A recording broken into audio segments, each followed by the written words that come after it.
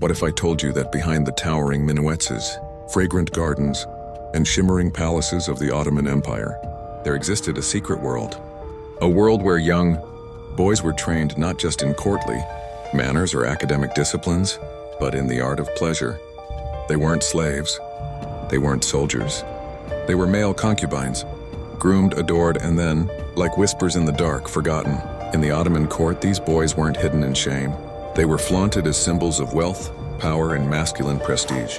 This isn't just another footnote in history. This is a story of desire, betrayal, and a societal paradox that will leave you stunned. While many think of harems as strictly female domains filled with veiled women in sultan's lust, that's only half the story. Across ancient cultures, Persia, Greece, China, men too were kept for beauty and companionship, and the Ottoman Empire was no different. Here, male concubines were a symbol of sophistication. Their presence was normalized, even celebrated among the elite. But don't be fooled. Being cherished did not mean being safe. Behind every smile was a shadow. Behind every silk robe, a cage. Take, for example, the haunting and almost mythical tale of Tahir and Tib, two young Ottomans captured by Christian noblemen. Most would expect torment, chains, and pain, but instead their captors fell in love with them, lavished them with gifts, showered them with kindness. For a brief moment, it seemed love had triumphed over politics, but reality crashed down hard. Society, both Christian and Muslim, wasn't ready for their truth. Their love, while pure, was labeled as perverse, and the punishment, imprisonment, shame, and separation, that was just the beginning. In this video, we're peeling back the layers of history to uncover stories just like theirs. Tales of boys brought into the court not as servants or slaves, but as beloveds. The Ottoman Empire, stretching from southeastern Europe to the Middle East and North Africa, was one of the most powerful forces the world had ever seen. Under the rule of sultans like Suleiman the Magnificent, the empire reached its peak in culture, military might, and administrative sophistication. But beneath the surface of laws and empires was a realm governed by emotion, secrecy, and forbidden pleasure. Beautiful, talented young men, sometimes as young as 8 or 9, were handpicked for their looks, their grace, and their promise. They were taken into the imperial court, often from conquered lands, and housed within the palace walls. There they were trained in music, etiquette, poetry, politics, and how to please. These boys, known as yamaks, lived in gender-pacific quarters, closely monitored by palace officials.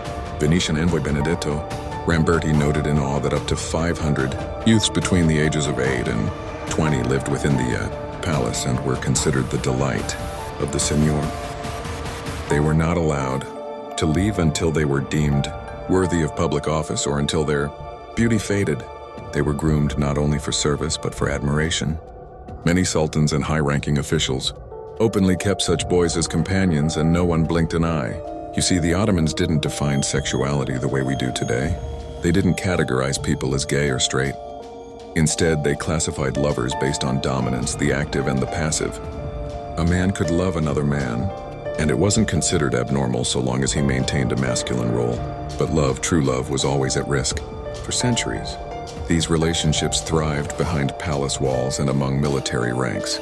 Even janissaries, the empire's elite soldiers, participated in these arrangements. For many boys, being chosen meant escaping poverty, gaining education, and living in luxury. For the older men, it meant companionship, prestige, and beauty at their fingertips. Some yamaks were even granted tax exemptions in exchange for their loyalty and service. To outsiders, it might have looked like a dream, but was it? This entire hidden system was delicately overseen by the Sultan himself. He had the final say on the lives, futures, and even the love affairs of these boys. Many never left the palace until they were considered ready for power, for politics, or for marriage. But things were about to change. As the empire opened its gates to Western diplomacy and ideas, foreign concepts of sexuality, sin, and shame crept into Ottoman society. By the 18th century, these once celebrated practices began to retreat into the shadows. Homosexuality, though still practiced, was now hidden, whispered about, and increasingly condemned. A dark cloud loomed over the pleasures of the past. Then came the blow that shattered everything, the Penal Code of 1858. According to the law, anyone who publicly committed acts contrary to modesty and shame could face jail, time of up to 1 year and steep fines. In Istanbul, government-endorsed violence followed. Men were beaten in the streets. Their heads were shaved in humiliation. Some were sexually assaulted.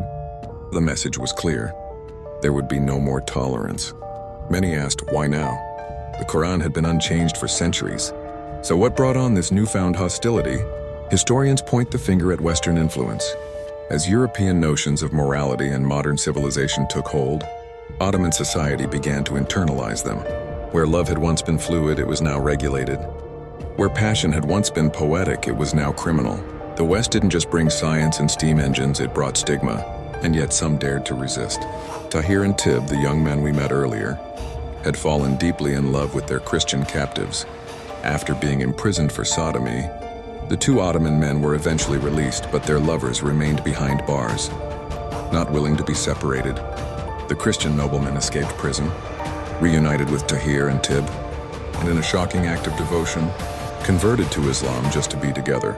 They hoped that by entering the Ottoman faith, they could live freely. It was a gamble born of desperation, but it wasn't enough to reverse the tide of history. By the late 19th century, the glory days of the male beloved were over. Women had taken their place in the courts. Public affection turned toward young girls. Ottoman writer Ahmed Cevdet Pasha lamented, "Woman lovers have increased in number while boy beloveds have decreased. It is as if the people of Lot have been swallowed by the earth." And just like that, an entire era disappeared.